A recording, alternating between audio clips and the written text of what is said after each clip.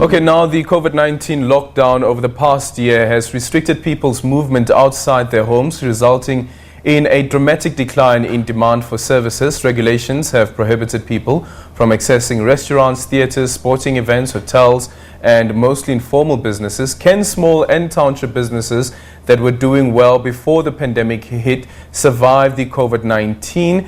To help us understand the impact on the township economy, we now speak to business advisor and founder of Mentors Without Borders of SA, Derrick Nzavi, who joins us now via Skype. Good afternoon and welcome to the show.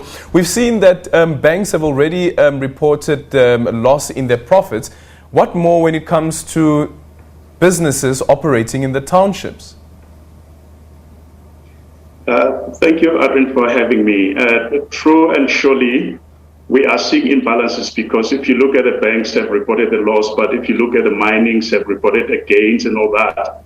But if you look at these two industries, are the industries that small businesses are playing, because the banks, for them to make profit, they rely on the small business and big business for intake.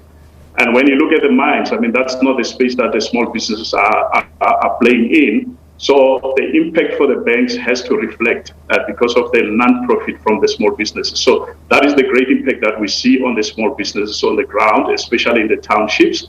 And the impact is going to be realized more now, Adrian, because of a lot of them, remember, they had some negotiations in terms of rentals, the payments and all that, and some they were paying half. But now everybody thinks that things are back to normal, so the payment has to be equal. So whether they try to make profit, somebody will still wait for something from them, to get some money from them either way. Mm-hmm. So there is some businesses perhaps who are also defaulting when it comes to the repayments on the loans perhaps that they've taken out to operate their businesses.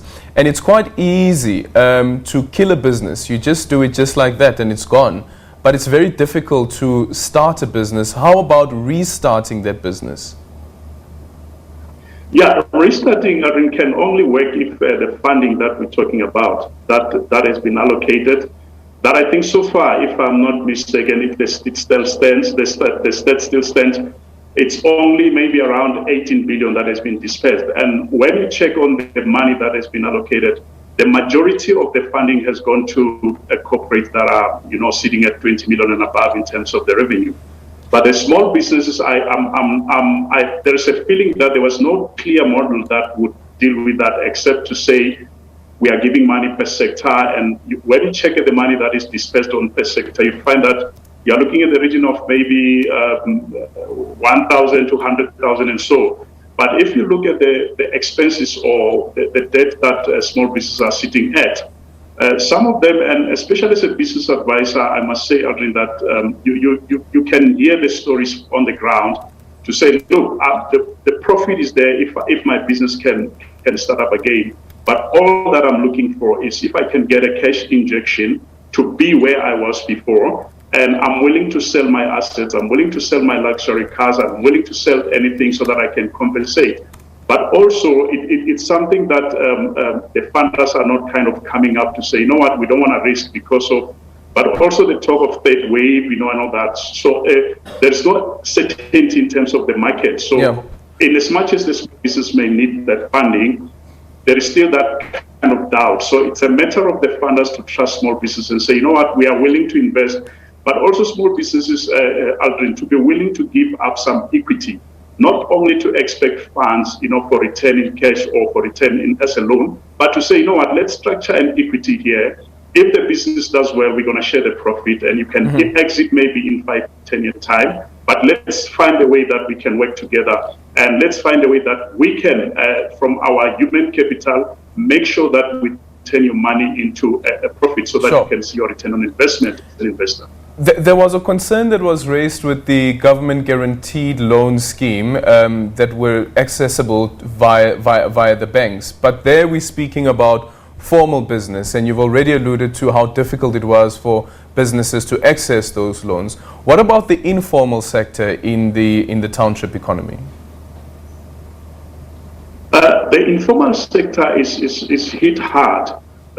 And it's so painful, Adrian, because some of them, like a lady who has been selling food in the street, just to restart that business, all she needs is 1,000. She will tell you, all I need is just to get a stock, and then to just get chicken, to just get meat, and then from there, if I can sell for 1 week, I can recover. So, but those are the people that, if you look at the financial sector and the institution, it's not the platform that anybody is willing to tap into and say, how can we assist? Because some of them, they don't even bank account. Some of them, you can't trace their financials. And I believe strongly that that's where the government could step in and say, using their agencies to say, you know what, all the small businesses, it's not about giving you 1,000 or giving you a grant or anything, but let's do a proper analysis on what are the actual needs of these businesses. What is it that they will need for them to stand up? And once we do that proper analysis, and we do that research from that perspective, it will be easier to provide funding that will not go back to the big retailers.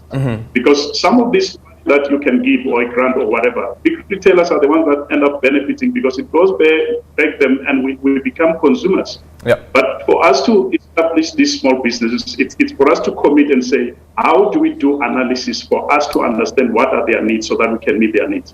Thank you so much for that, Derrick Nzavi there, who is a certified business advisor and founder of the Mentors Without Borders South Africa. Also important conversation to be had is how are they able to advise the government as there are this speculation of moving into a level 3, rather moving into a third wave.